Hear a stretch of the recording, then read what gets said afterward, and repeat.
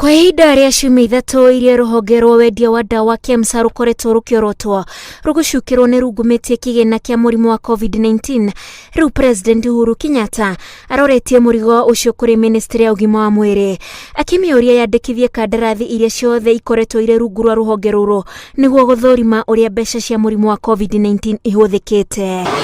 President akĩhe Ministry ĩrĩa ĩterebagwo nĩ mũtahi wa kagwethi 30 cia kwandĩkithio gwa kandarathi icio, oigĩte nĩ kĩhoto kĩa mũkenya wothe kũmenya ũrĩa ciringi ya mũingĩ ĩrahũthĩka. I also hereby direct that the Ministry of Health within the next 30 days must come up with a transparent, open method and mechanism through which all tenders and procurement done by KEMSA are available online so that we can see who has been awarded a tender, we can see what is the value of that tender. We must also not be naive to the issue of the politicization and weaponization of the COVID issue. And that is a fact. We live in a country that is fairly political. Arĩtie o kĩgomano-inĩ kĩrĩa atinda na magavana kũgerera mĩtambo ya kĩrĩu makĩrora makinya marĩa Kenya itacũkĩtie mĩeri 6 ĩrĩa gũkoretwo na mũrimũ wa COVID-19. In the middle of this crisis, the curve is beginning to flatten.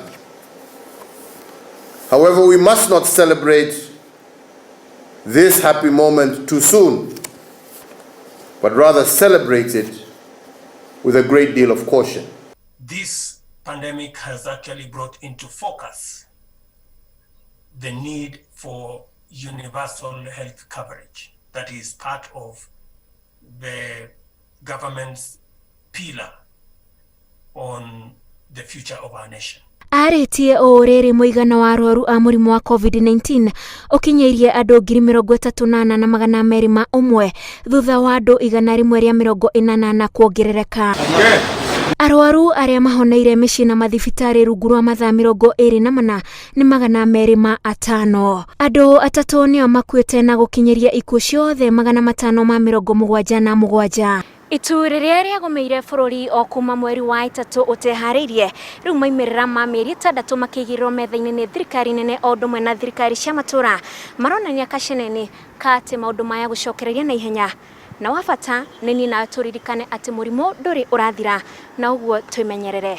Ngĩribotera Inooro TV kuma mũciĩ mũnene wa Nairobi, njĩtagwo Wanjikũ wa Kĩmani.